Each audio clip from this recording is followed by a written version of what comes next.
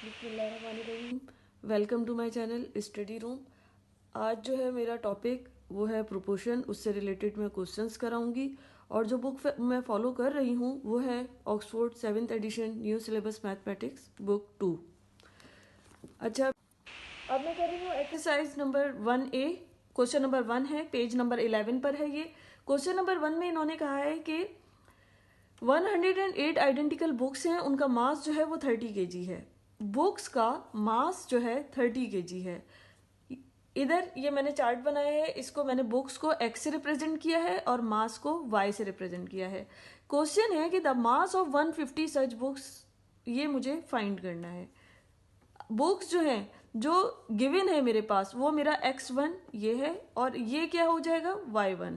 Books का जो मास है जो गिवन है वो 30 kg जो है ये y1 है और बुक्स जो है इसको मैंने x1 कह दिया। अब इन्होंने मुझसे सवाल किया है कि अगर मास जो है वो मुझे मास मालूम करना है, अगर बुक्स जो हैं 150 हैं, ये मुझे मालूम करना है। इसको मैं सपोज करती हूँ कि ये x है। मेरे पास ये रिलेशन है x is directly proportional to y। जितना जितना x बढ़ेगा, अगर जितना इंक्रीमेंट इसमें x में आएगा उतना ही इंक्रीमेंट इसमें आ जाएगा।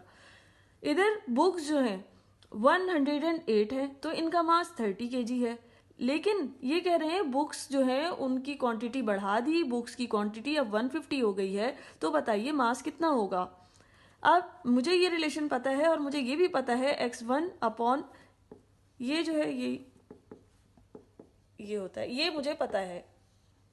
अच्छा, मुझे अगर मैं इस y को इधर भेजती हूँ, मुझे ये रिलेशन भी पता है x1 upon y1 is equal to x2 upon y2, मुझे ये रिलेशन भी पता है।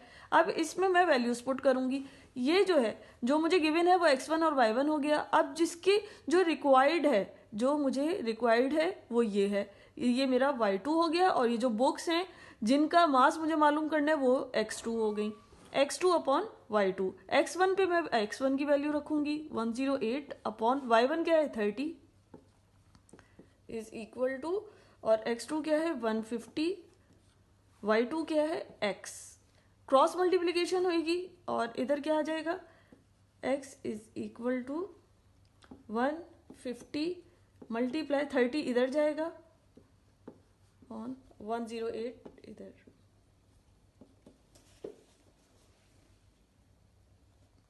और इस तरह मेरे पास आंसर आ जाएगा 41 whole 2 upon 3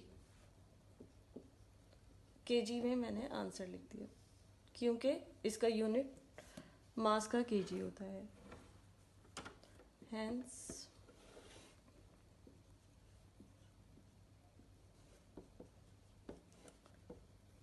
mass of 150 books is, इसको 41 होल 2 अपॉन 3 kg। अब मैं इसी क्वेश्चन नंबर 1 का पार्ट 2 कर रही हूँ। इसमें इन्होंने मुझे कहा है कि 108 आइडेंटिकल बुक्स हैं, उनका मास जो है वो 30 kg है। जो गिवन है वो books, number of books given है और उनका मास गिवन है। अब मुझे मालूम ये करना है कि अगर बुक्स जो है अगर जो बुक्स हैं वो कितनी होंगी अगर उनका मास जो है वो 20 kg है। 30 kg से मास 20 kg हो गया है तो मुझे क्वांटिटी ऑफ बुक्स बतानी है। इधर ये देखिए कि 30 kg था पहले, जब 108 बुक्स हैं तो 30 kg है। अब 30 से 20 हो गया, इसका मतलब कम हो गया, डिक्रीज हुआ है। मास जो है वो डिक्रीज हुआ है, इसका मतलब नंबर ऑफ बुक्स भी डिक्रीज हुई होंगी। मुझे क्योंकि इसको देख के ये अंदाजा हो रहा है कि ये डायरेक्टली प्रोपोर्शनल का क्वेश्चन है। एक चीज बढ़ रही है तो दूसरी भी बढ़ रही है और नंबर ऑफ बुक्स बढ़ेंगी, मास भी बढ़ेगा। Mass of books is directly proportional to number of books.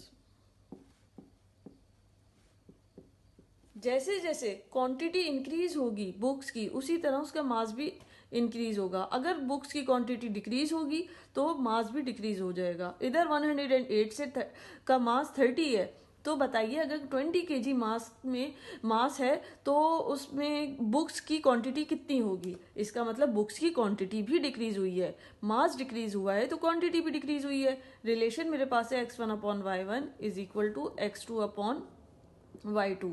x1 क्या है जो गिवन है, ये x1 हो गया, और ये क्या है y, ये y2 हो जाएगा 30 जो है। और जो मेरी रिक्वायरमेंट है वो है नंबर ऑफ बुक्स मुझे मालूम करनी है, ये x2 है, और ये जो है जो मुझे गिवन है इसका मास वो हो गया y2।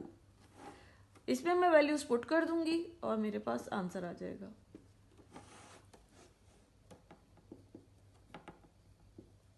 इसको मैंने सपोज किया है कि ये x है, x2 जो है, x को मैं सेपरेट करूंगी, ये 20 जो है इधर डिवाइड हो रहा है, इधर जाएगा मल्टीप्लाई हो जाएगा, 20 इंटू 108/30। x मेरे पास 72 आ जाएगा, 72 books.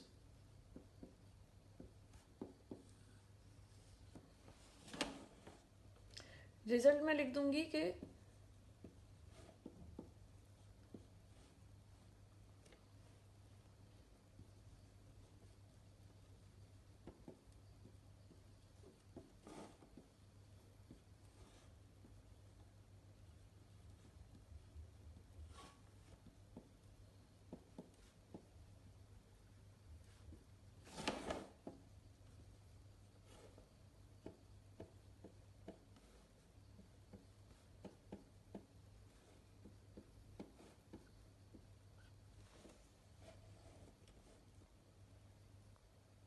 hence the quantity of books that have a mass of 20 kg is 72 72